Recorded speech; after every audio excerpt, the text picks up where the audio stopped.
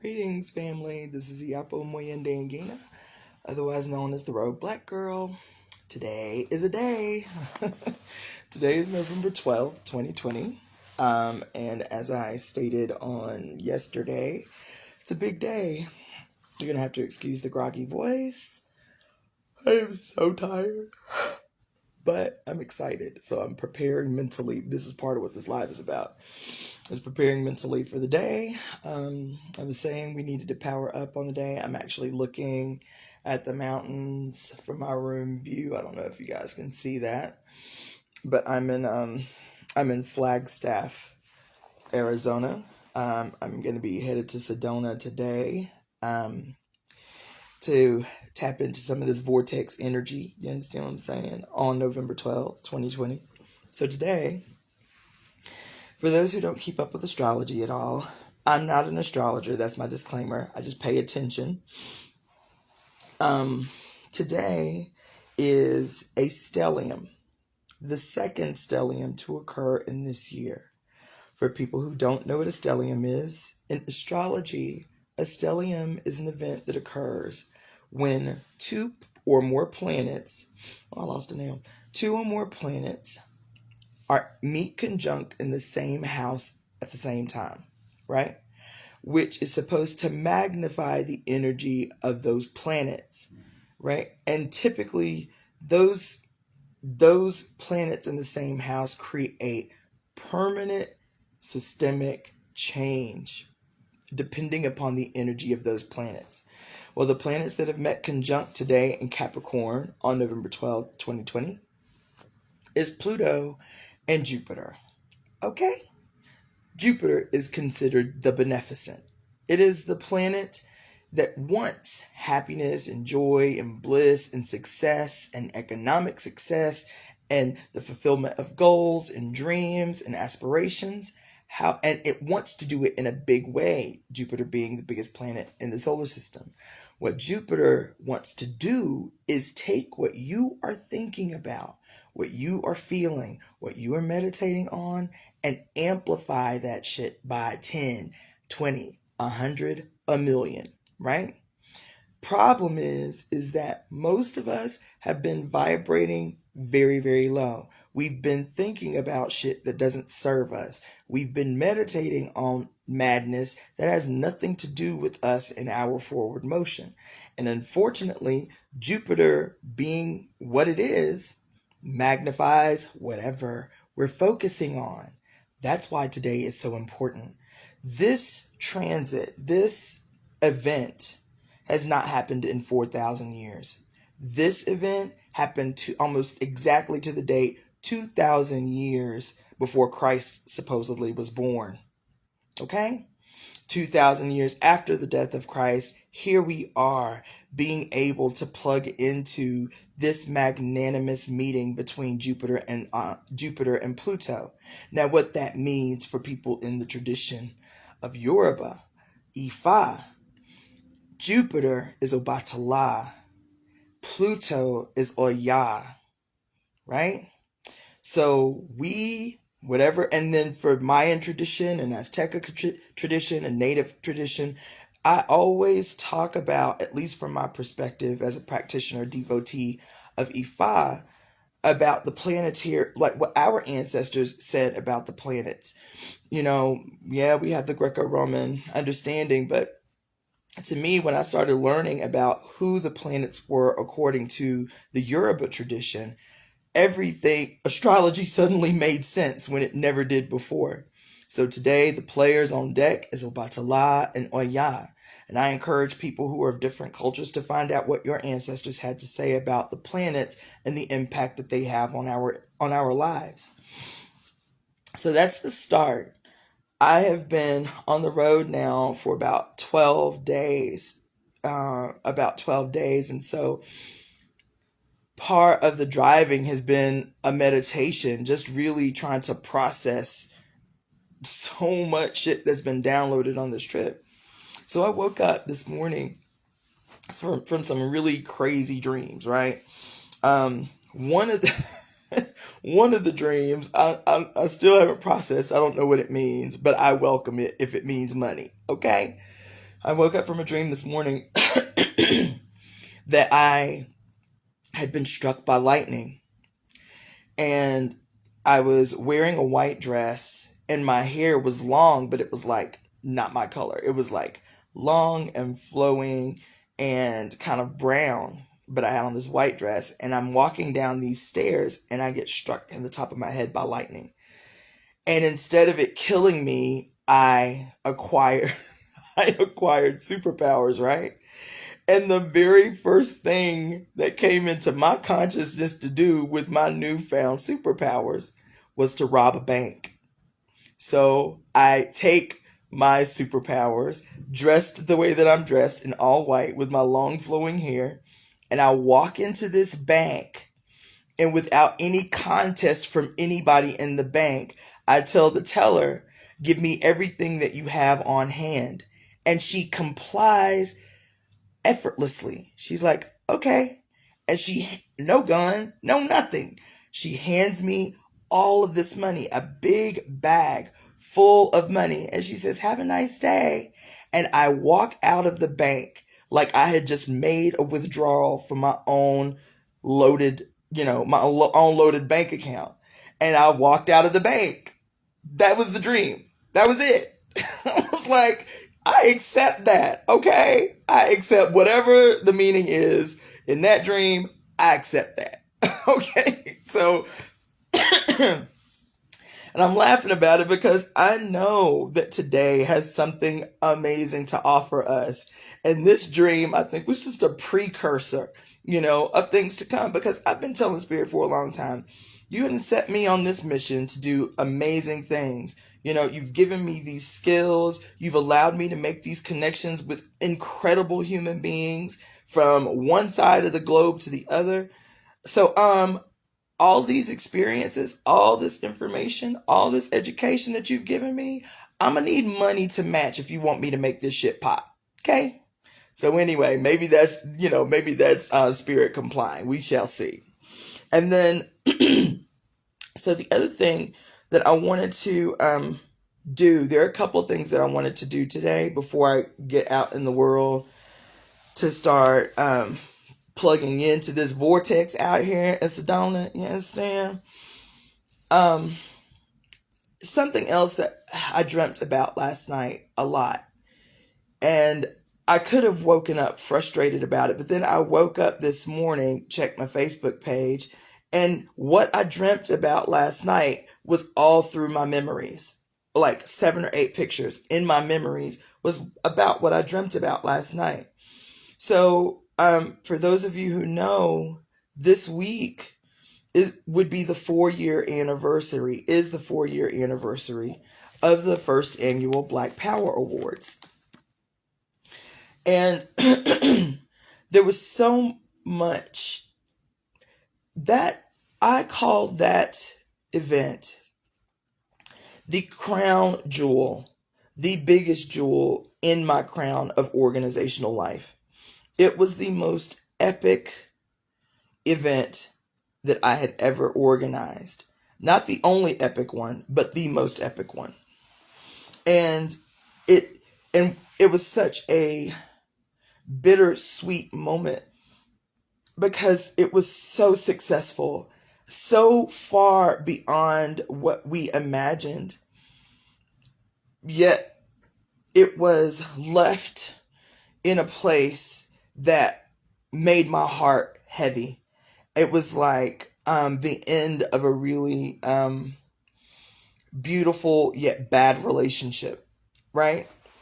And I'd never really taken the opportunity. I was so demoralized after after the end of the Black Power Awards that I'd never really taken any time to process everything that I'd learned from it, and that I, still have the potential to receive from that whole process, right?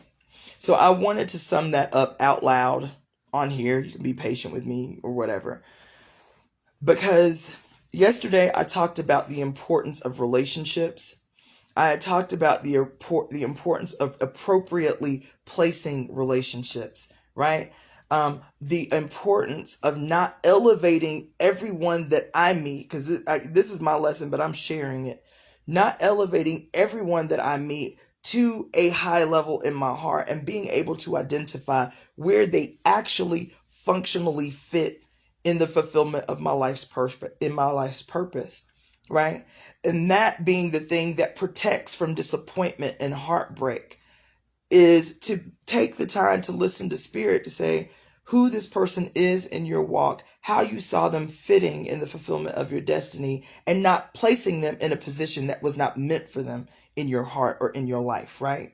Well, I'd never taken the opportunity. I'd done that with relationships. I've made peace with my relationships, good and bad, but I had not done that with work, with political work, with spiritual work, with spiritual events. I had not done that same thing.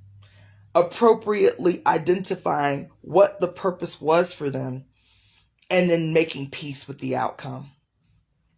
And I'm going to tell you, man, with the reason that I had never publicly said anything, made a public statement about my role in the organizing of the first annual Black Power Awards, and praised it and equally criticized it, was because of the same thing that happens in political circles a lot, in spiritual circles a lot, cultural circles a lot, especially with women.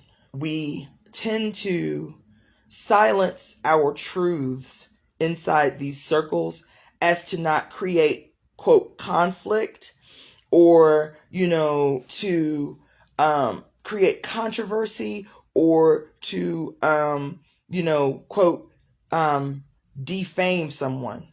But that's not my intention for this. My intention is to assert my power in that process, and to do it in a way that is honest and transparent, because I feel like that's the only way that we can grow.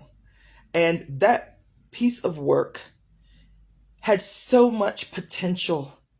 It had the implications were so wide reaching. And for one person to destroy that institution, to me, is such a crime. It is such a crime that's never been addressed. We just all walked away from it like demoralized, disappointed, like, oh well, it was beautiful when it was. And so part of today is me stating my position officially on that, and then putting it to bed and putting it behind me and being okay with it. So I'm going to give you the super speedy short version of this process. So I was approached by a man, by this brother named DJ. I had done work with him before. A year before this approach, I had organized an event for him called the Warriors Conference. It was the 3rd annual Warriors Conference in Tampa, Florida. I did not know this brother. He was put in touch with me by other people who I'd done political work for, organized events for. So he calls me and he says, I hear you're the one I need to know if I want to organize the Warriors Conference. I organized the Warriors Conference, forget what year, it was 2015. I organized the Warriors Conference in 2015 in Tampa, which highlighted like amazing people. That's the only reason I took it on, because it was impossible to organize an event of that magnitude in 4 weeks. And I don't do it.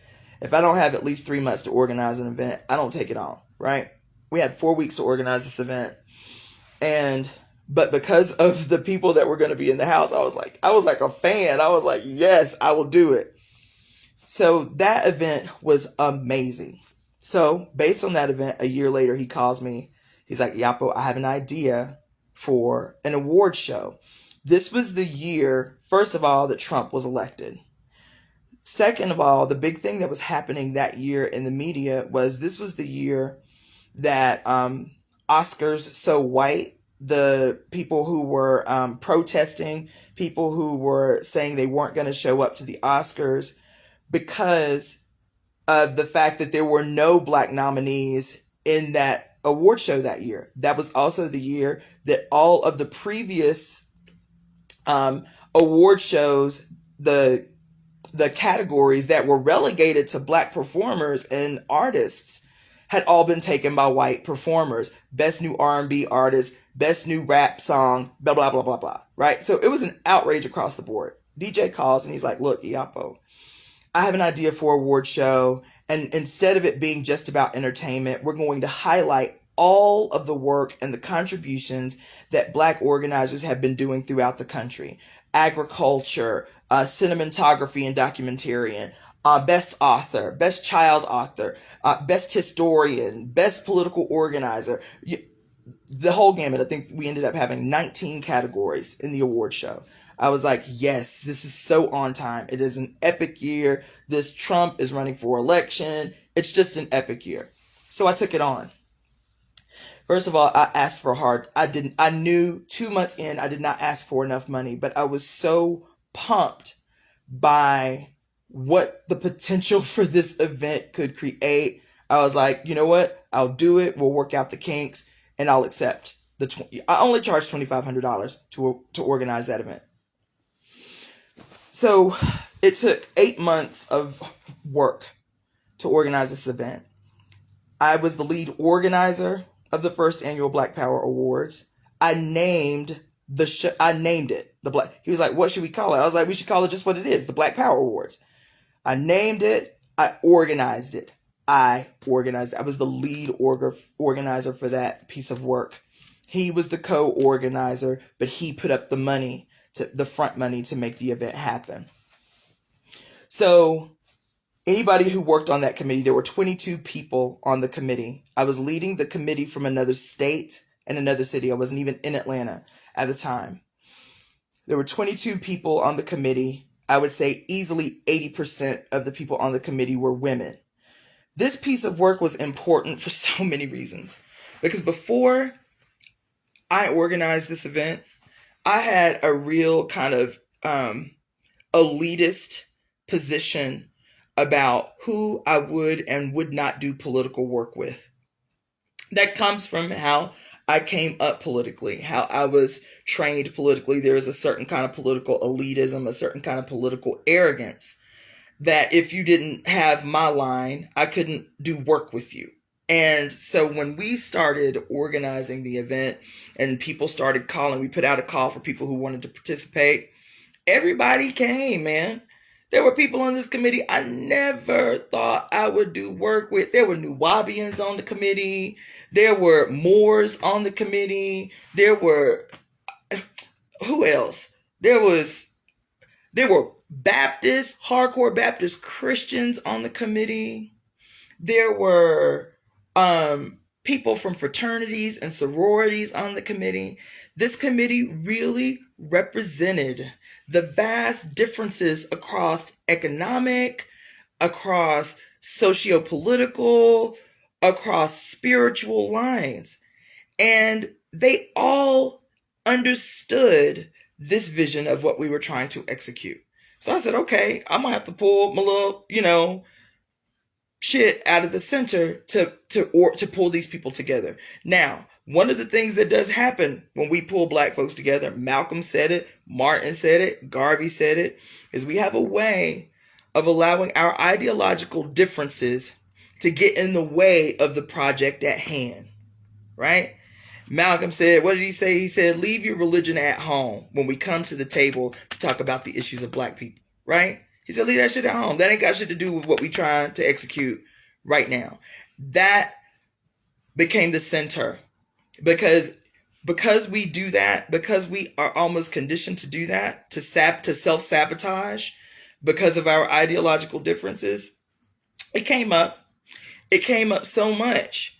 But as the lead organizer, and I tell anybody this, that is an organizer, and I had to learn this the hard way through a lot of failures as an organizer.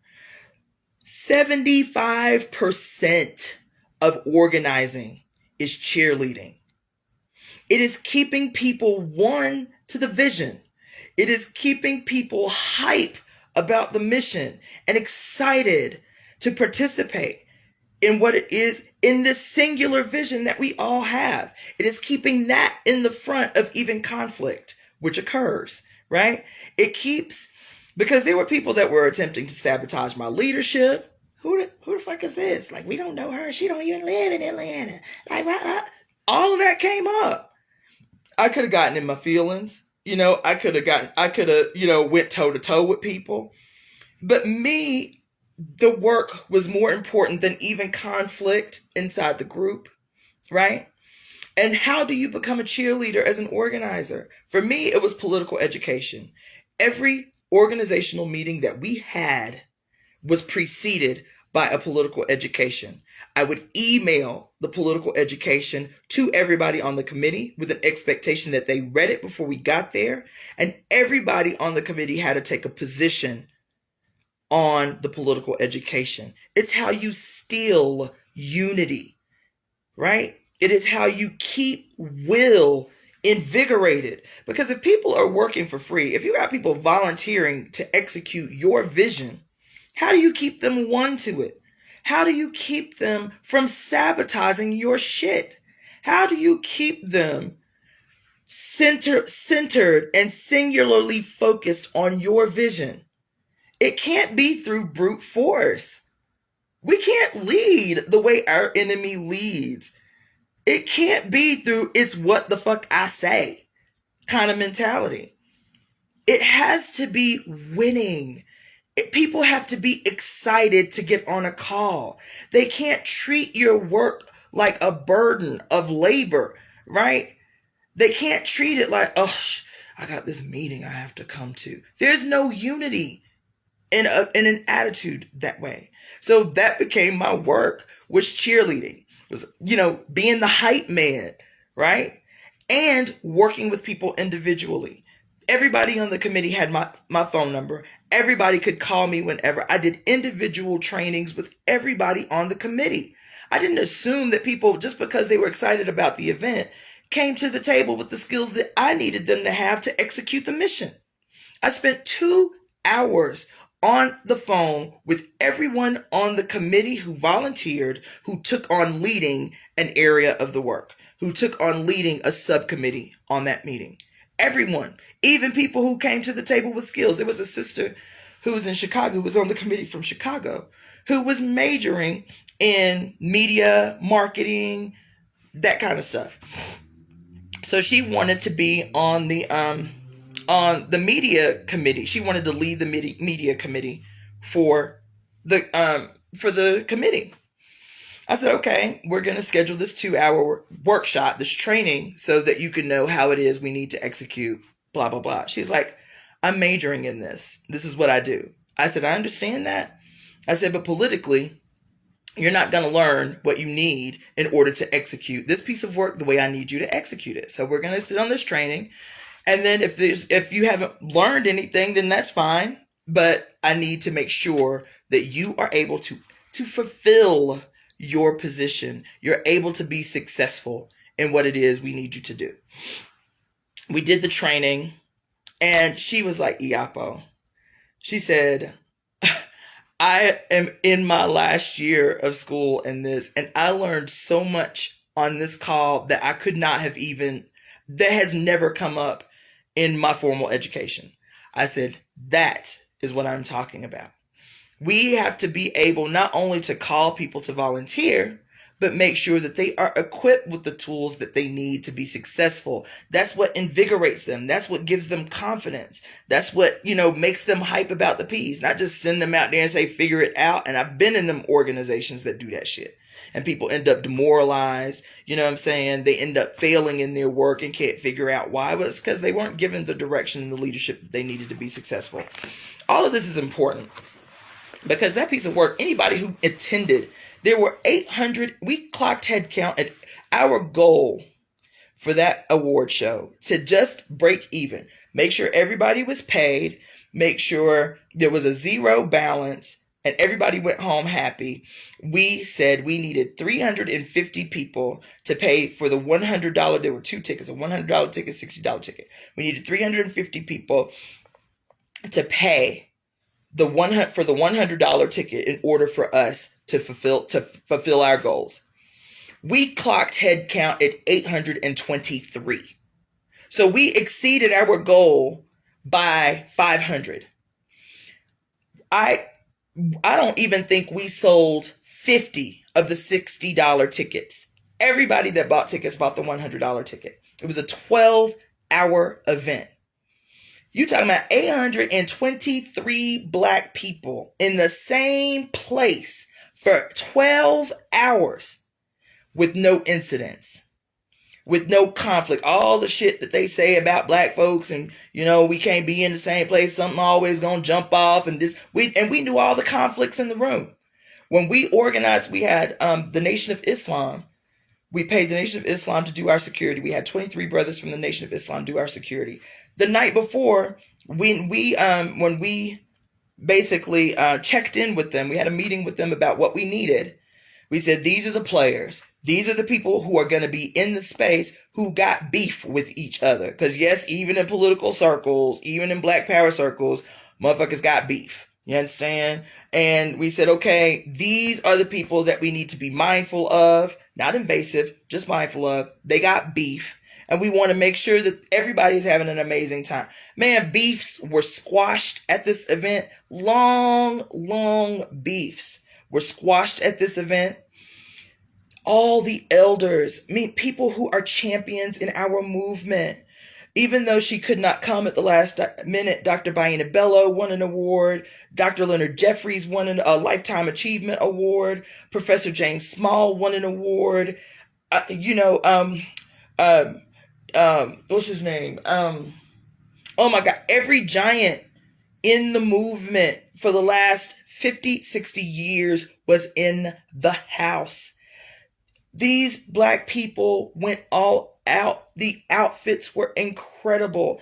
Everybody, it was just a beautifully executed event. And even though there was so much happening behind the scenes, and that too is about organization and about organizational arrogance, because there were so many breakdowns at the event, but me as lead organizer, nobody can see catastrophe. So all night, my shoe broke an hour into the event. So I walked around this event barefoot all night. I didn't have a change of shoes. People were like, yeah, but where your shoes at? I had on this gorgeous dress and no shoes, running around, solving problems.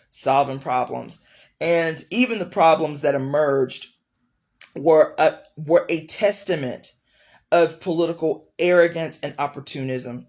Because even though we had been on these meetings for 8 months, every week for 8 months, DJ, he dropped the ball on so many people, deliberately trying to cut corners, right? Trying to not pay.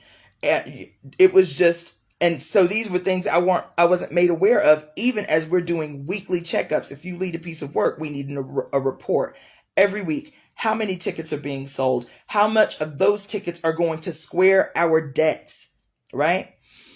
To this day, 4 years later, there are people who email me who tell me they still have not received their award from the first show.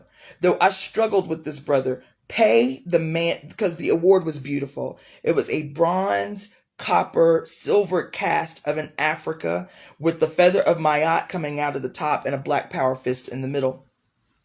The artist was brilliant. He was a caster in New York. We had the money 2 weeks before the event, and DJ and I always met before our full-on committee meetings.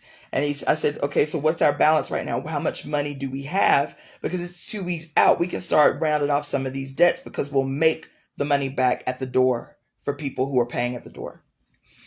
We had enough money to pay the brother what he was asking in totality for the awards. It was 21 awards that we were paying for. And I think the cost ended up being like $5,000. I was like, we have the money. We should pay him now. He was like, no, we just made a deposit. And he said that we could take our time, make a monthly payment after the event to get the rest of the awards. I said, you cannot do that. I said, first of all, this event is going to take so much out of you.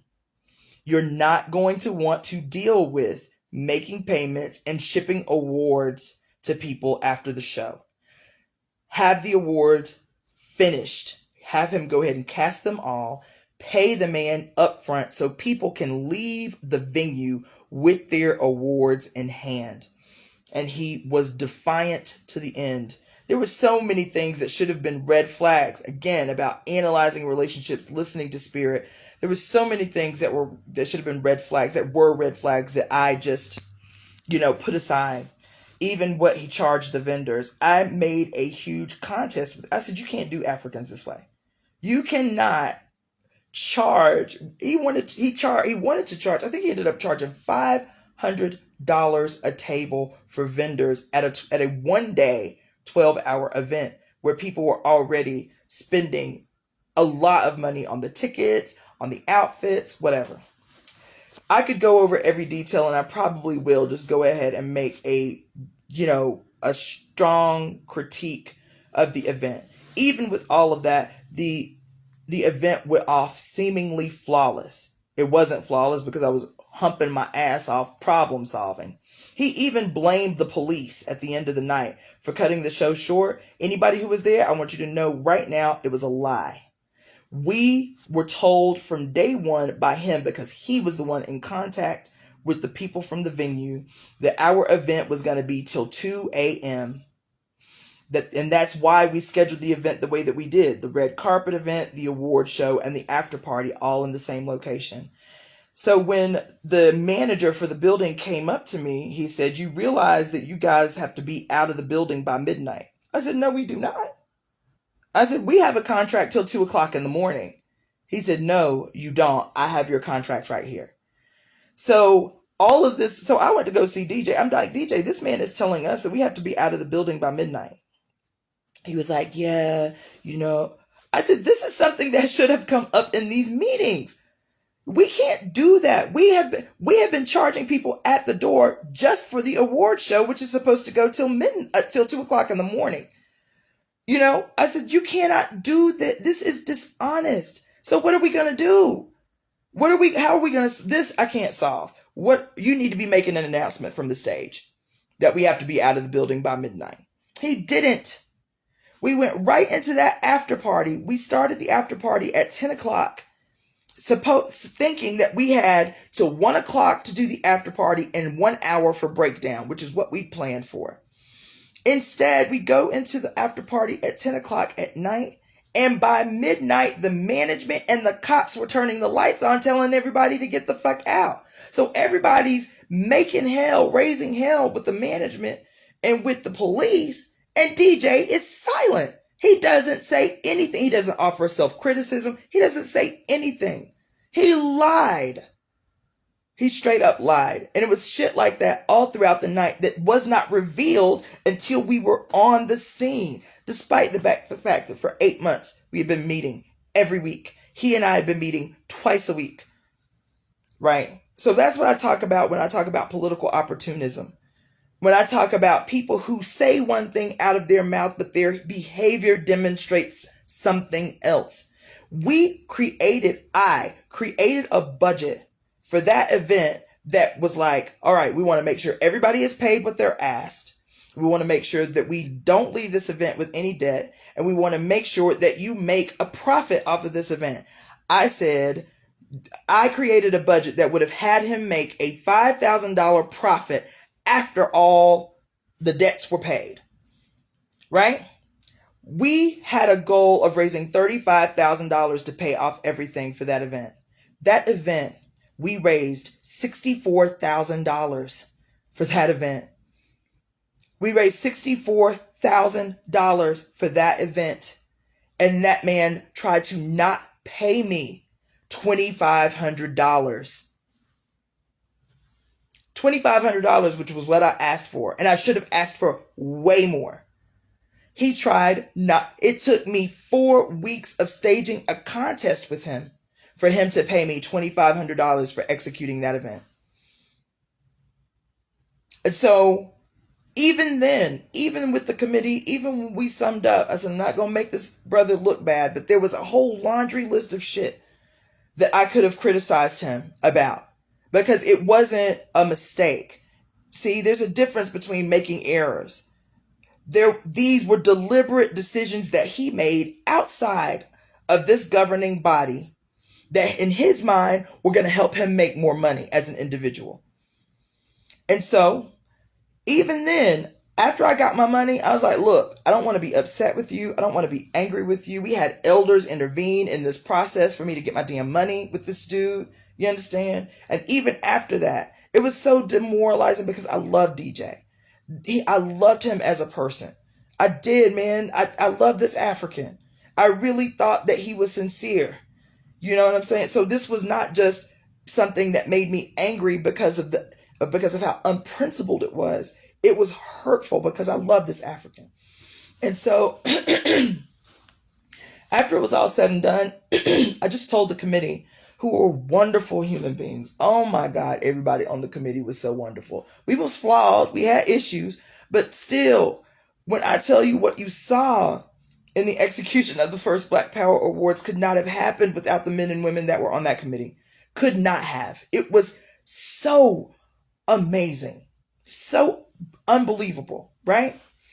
And so I told the committee, I said, and I meant it, even before the breakdown with the money, I said, I just want y'all to know I will not be leading next year's Black Power Awards. I might come back on for the third one, but I have my own things that I have to handle. I was just finishing medical school. I was trying to get my license to practice medicine. I said, this took up way too much of my time. I have to focus, right?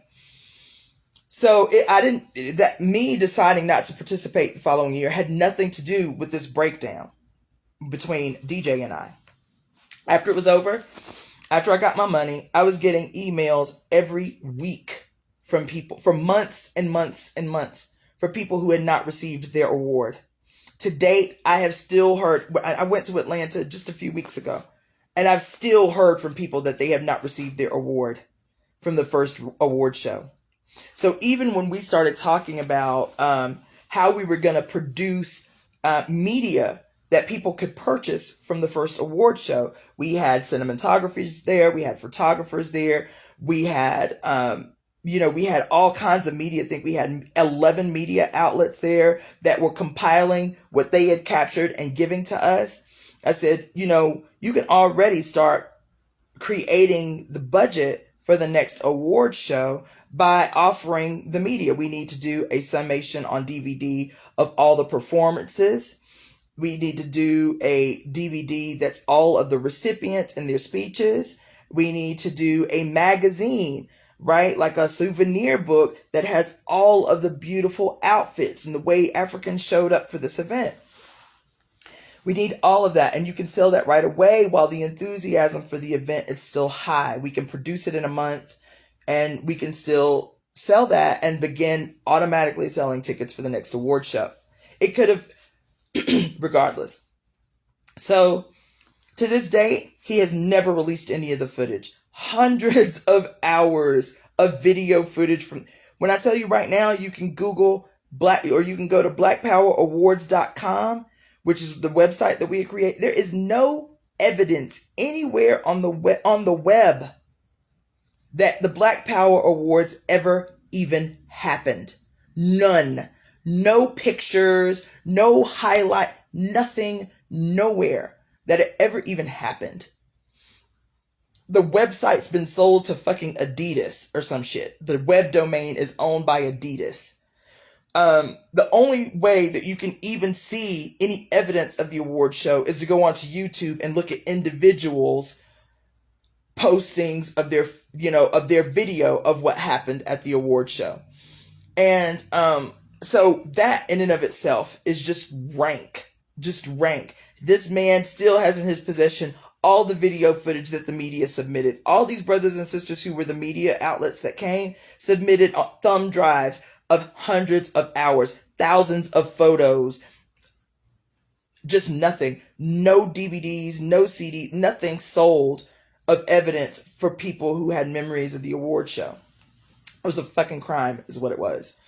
And then he starts to announce, he called me about 6 months after we fell out. All on some, I want to apologize or whatever. And so we have a conversation. He asked me again about leading being the lead organizer for the committee to build the second award show. I said, I cannot do that. I said, now, whatever it is you need from me, even before we fell out, after we fell out, like a month after we fell out, I said, I'm not trying to sabotage this. I love the vision for this. I still believe that this shit can, the mission statement was written by me. I said, I believe that this thing can change something for us, all of us, organizers doing shit everywhere on this continent. This can change some things for us. This can really create connections that we didn't have before. So whatever I have, you can have it. I gave everything, everything that I had. Everything in terms of like, I sent a thumb drive with all of the, all of the minutes from every meeting, all the minutes, all the goals and objectives that I drafted, the plan of action, I left nothing unavailable. I sent him everything that I had. I said, now the second award show should be easier to execute. We've worked out all the kinks in the first award show. This should happen and unfold flawlessly. Almost everybody that participated in the committee the year before was already on deck to participate the second year. It should have gone off without a hitch. I said I wasn't going because I was still in my feelings about DJ. But when he called me 6 months later, he was like, look, I really want you, to play a role. I was like, I cannot do that. I said, but what I can do is whatever you need from me, I'm willing to do that for, the institution, but I can't participate. And he said, well, so much is happening. What do you think I need to do? No, I'll tell you what happened. The award show happened. The second award show, which was 3 days. It was 3 events. The first event was a bunch of workshops from different amazing people. Dr. Jewel Pookrum, Professor James Small, Professor Griff. There were just so many presentations that were the presenters were outrageous, right? The problem was from day one, I was just like, I couldn't. First of all, the first year, we were deliberate. Everything had to be all black. It was an exhibition of black excellence. Black catering company, black black venue, the Brunners Brothers venue in North Atlanta. Amazing venue. Okay? Better be, it was $14,000 for the venue. You understand? Amazing venue, right? We had all things black. So the second year, I finally decide, out of my attitude, to go ahead and go to the second award show. And from day one, first of all, how you go from a black-owned institution to the fucking Hilton in downtown Atlanta to host the Black Power Awards, first of all. 2, man, it was catastrophic. People's cars, because there was no parking to accommodate the attendees who were paying $250 for the award show. People's cars were getting booted. My car got booted. And I'm telling you, a minute after. So I was getting money putting money in the machine to re-up my parking. And this dude sees me and is still walking towards my car to put a boot on my car. Shit like that all weekend. I know at least 10 people who had their cars booted at the second award show. I mean, there was just it was just crazy. There was no accommodations for the presenters. You go into a room to see a workshop by a presenter, there's no water. There's nobody, recording the presentations at all. Amazing presentation. No microphones. I just couldn't believe. People were walking up to me. Vendors. People all, Iyapo, where do we go? What? I said, oh, no. I'm here as a spectator this year. I'm not organizing. People were still identifying me as a leader. I said, this ain't no shit I did. It was catastrophic. The second night, which was the night of the actual award show, first of all, we had 823 people attend the first year. There couldn't have been 300 people the second year. And I'm being generous. I had an elder walk up to me. It was like, Iyapo, girl, it's so good to see you. Whatever. I respect this Africa so much. He's like, girl, we missed you this year. That happened so much that night. The Oba from Oyotunji African Village, I begged him, completely compelled him to attend. I was like, if you need me to pay, I'll pay, but you need to be here, right? So he finally comes. He shows up I think the night of the it was the first night he showed up for the meet and greet the night before the award show. And then we went to the award show. And he was like, so I'm sitting next to the Oba. He's like, Yapo, were you on this committee this year? I looked at him. I was like, what the fuck do you think? I was like, this ain't me, bruh. This ain't me. You understand? The sound all night. There were people having to perform without their music. It was David Banner, who was the co-host for the first year. And so I guess he thought he was going to, capitalize off Banner's name by having him host the second year. So David Banner signs on to host the second year with some other woman. I forget who the woman is. But then David Banner, knowing what the institution is, brings a white photographer with him. And this white boy is just walking through the place like he's supposed to be there. And so it was the security that was like, this shit is unacceptable. Why would you bring him here? Like, you know what this institution is. It was about highlighting the contributions of Africans. Why would you bring him here? Right? So that happened. The sound was crazy. This elder, she's been in the movement 30, 40, 50 years.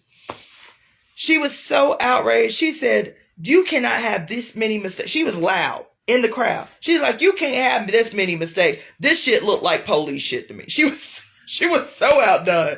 She said, this looked like police shit to me. What the fuck is going on? She an elder. She in her 70s. She's like, what the fuck is happening here? This look like police shit. How is this happening like this? Right? It was everything. Rakim was supposed to be performing the after party.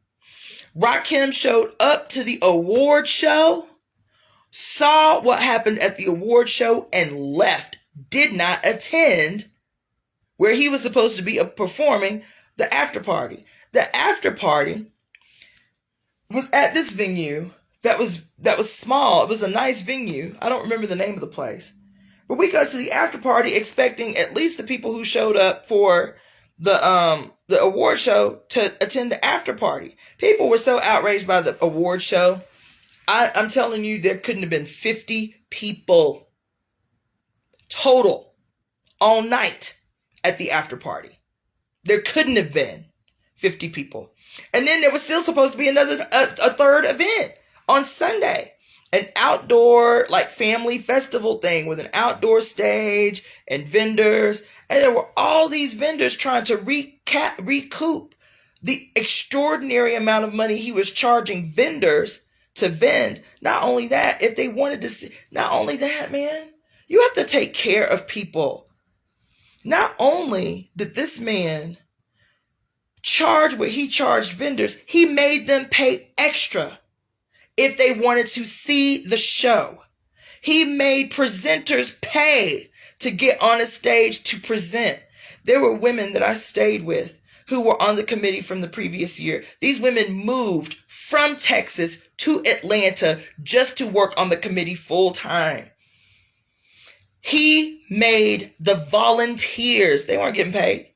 He made the volunteers pay to attend the award show the second year. He made them pay. And so one of the sisters told me, she was like, well, we asked him early on, is it possible for us to make payments so that we can attend, right? Like make payments leading up to. He refused to let them make payments. So these sisters, I stayed with them. They got up at 5 o'clock in the morning to go help with the setup of the award show. Then came back and could not attend the award show that they had set up for. You hear me? Because they couldn't afford to go. Got dressed, I went to the award show, came after the award show was over that night, hoping to still see people and make connections to help with the breakdown of the event, but could not attend because they couldn't afford to attend.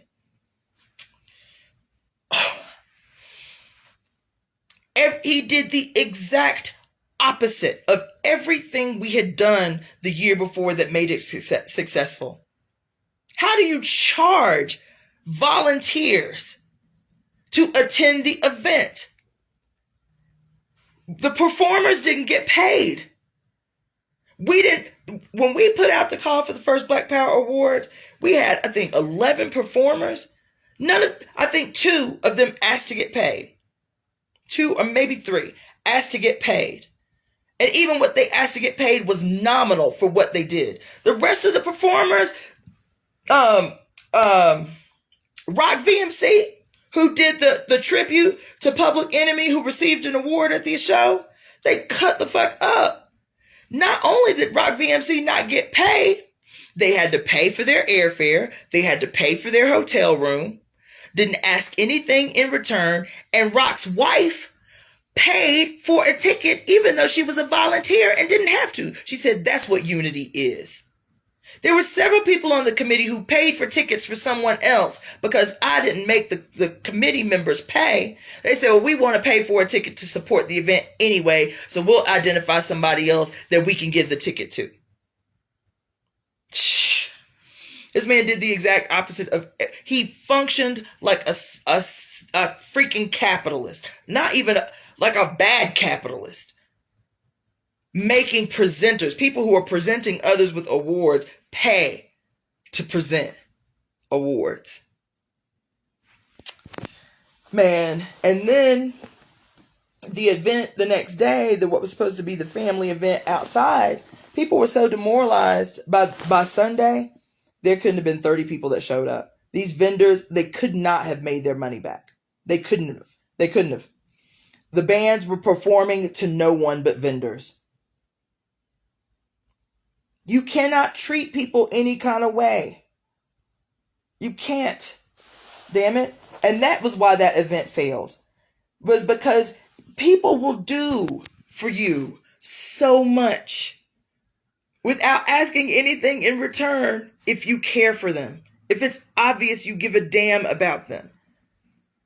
You understand? How do you get 22 people to commit 8 months of their life to organizing your institution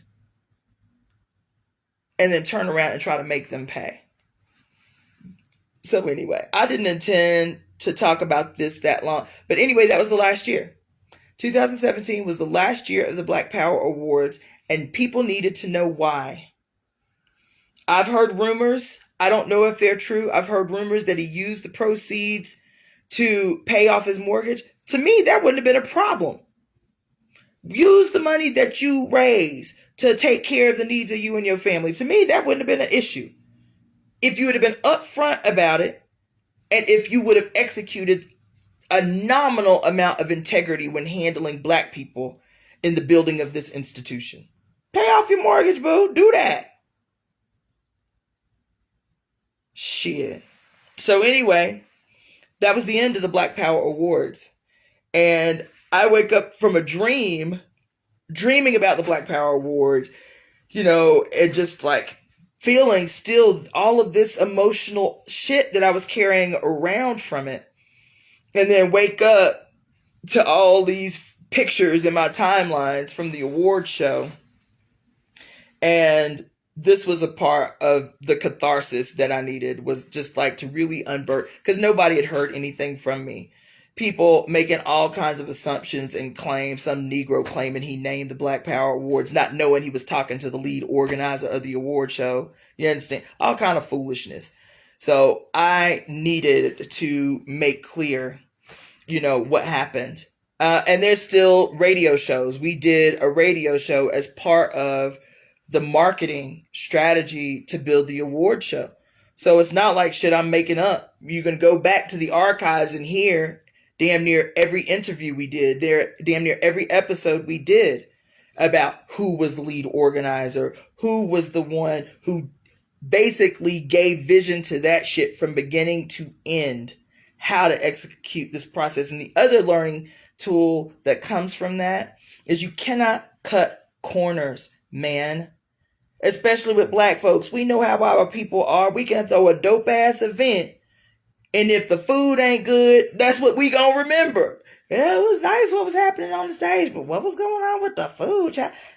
Don't fuck up and not have AC in a building. You understand what I'm saying? Damn, the event was hype, but shit was hot as fuck. Don't they know black people need AC? If we know how much attention to detail our people pay, why wouldn't we organize that way? To me, you can't cut corners. It's shabby, it's sloppy, and to me, it's indicative of this thing in your brain where you really don't give a damn about black folks. You see black people as an opportunity for you to come the fuck up. If we being honest. When you do sloppy ass, shabby ass organizing as a black person, calling yourself a revolutionary or whatever the fuck you calling yourself on any given day, but you don't pay attention to detail, you don't put enough care into the process to say, what would make me comfortable? What would make this a great event for me? And do that for us. Do that for the group.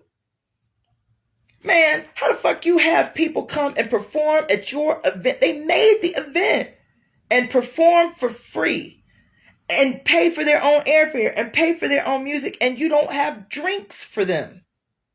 You make them pay for alcohol. You make them pay for food. I was like, DJ, we need a budget for the performers. And he was resistant, defiant to the end. I paid out of pocket for the food to feed the organizers who got up and got to the building at 5 o'clock in the morning to do the 2-hour setup. I was like, how the fuck we gonna ask people to come up in here and set up at 5 o'clock in the morning and not have coffee and food for them? How do you do that to black people, to anybody for that matter? But how do you do that to us? So I got to get up, make a damn trip to get food because he refused it in the budget. I said, DJ, we have a budget for that. We have enough money to do this. We have enough money to feed the people who are performing for free at this event. We have enough food to create a separate bar just for performers. We have enough money to do that. We do. We had a $35,000 budget. We exceeded that budget by $36,000. That event made 64 fucking grand.